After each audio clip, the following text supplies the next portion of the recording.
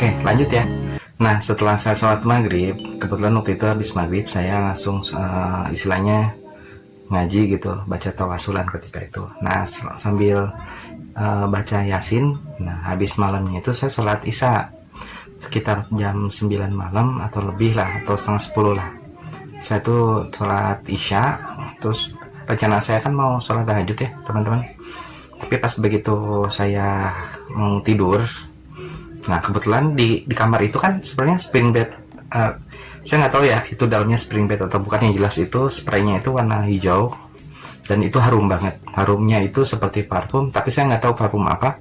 Yang jelas sih seperti bau melati. Kalau untuk karena di situ kan di depan kayak semacam tempat sesajen itu kan banyak foto-foto. Nah, yang jadi lucunya itu di situ banyak foto-foto perempuan.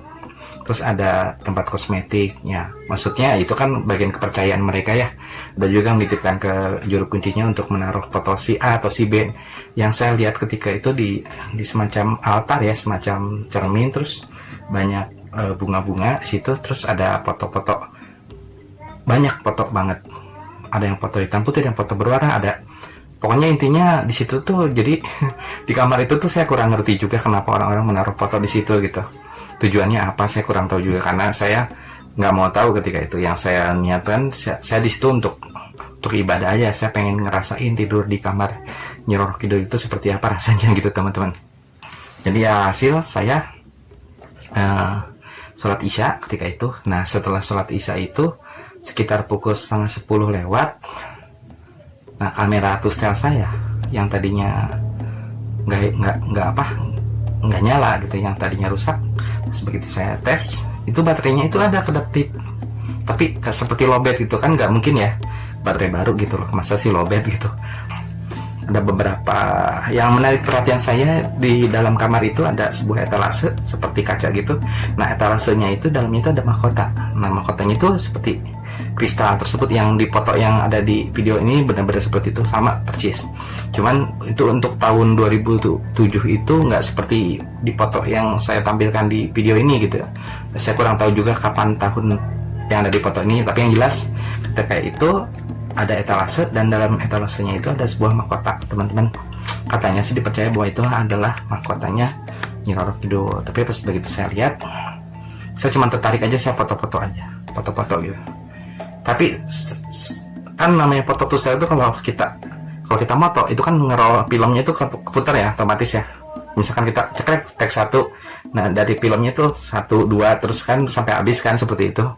Nah, pas saya foto itu si roll filmnya itu nggak bergerak teman-teman, tapi dia moto cepet gitu, maksudnya nge-flash gitu. Terus saya matiin flashnya, saya coba lagi foto lagi, itu bisa 1, 2, 3 sampai foto ke 24. Wah, ini udah sampai nomor 24, berarti istilahnya saya bisa ngambil gambar gitu ya di kamar itu. Nah, singkat kata ketika itu saya malam itu saya coba untuk tidur teman-teman. Nah, saya tidur itu saya juga kurang tahu apakah diperbolehkan untuk orang lain, tapi ketika itu alhamdulillah saya diperbolehkan sama juru kuncinya untuk nginep di situ 1 malam. Niatnya sih 2 malam sebenarnya, cuman nggak dibolehin. Cuman 1 malam itu saya minta untuk tidur di situ. Akhirnya saya tidur di situ. Sekitar jam 1:30 saya kebangun teman-teman. Nah, saya kebangun, dan setelah saya kebangun itu yang tadinya rasa-rasa kayak semacam takut ya teman-teman ya, karena suasananya sepi banget teman-teman. Kebetulan waktu itu bukan masa liburan, artinya di hotel pun juga sangat sepi banget. Ada beberapa pengunjung tapi di lantai lain, entah itu di kamar berapa. Cuman yang saya rasakan itu benar-benar merinding teman-teman. Akhirnya saya tidur lagi tuh, karena saya udah ngerasa saya udah sholat isya gitu ya. Saya mau lanjutin sholat tahajud tadinya, tapi berhubung ketika itu saya ngantuk banget, akhirnya saya lanjutin tidur. Tapi ternyata pas jam 2:30, pas jam 2:30 itu saya itu seperti semacam bukan dibangunin ya, seperti ada yang ngebisikin gitu.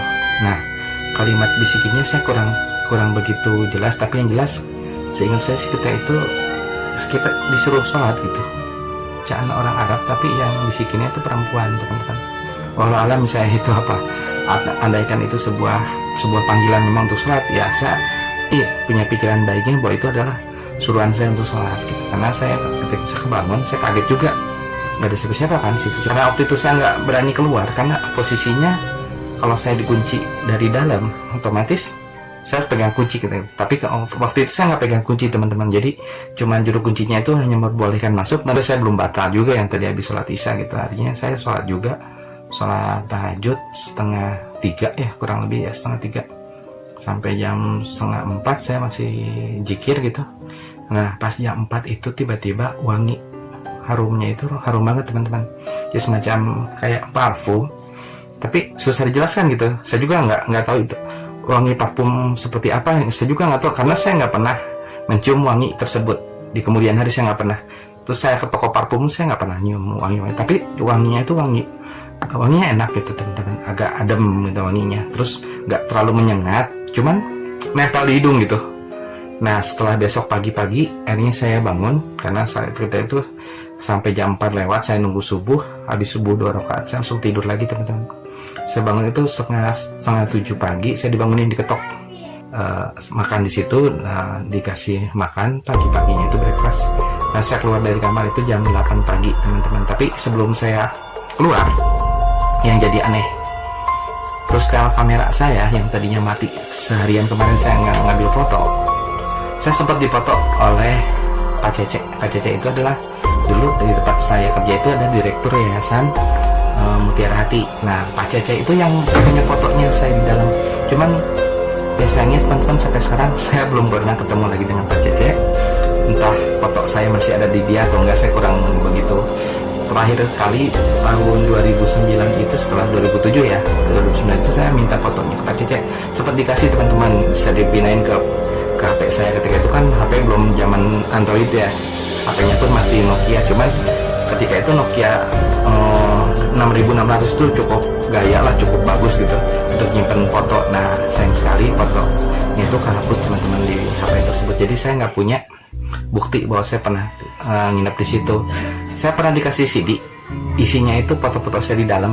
Karena Pak Cece waktu itu bisa foto saya karena dia bawa kamera sendiri. Sedangkan kamera saya itu nggak bisa teman-teman, karena kamera saya rusak. Nah singkat kata setelah jam 8 itu saya keluar dari kamar itu. Nah saya langsung ke pantai dong.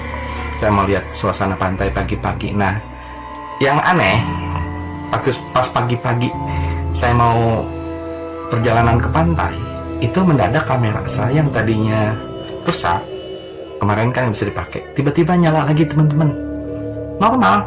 Pas saya lihat itu nomornya itu bukan 24, padahal terakhir kali saya foto itu nomor 24 loh. Di roll filmnya kan muter itu ya. Ternyata pas saya lihat itu rollnya itu nomor 2. Jadi ada 2 kali jepretan yang saya mungkin tes ya waktu itu, tes 1, tes 2 gitu. Saya fotokan, isinya ternyata di dalamnya itu nggak ada teman-teman.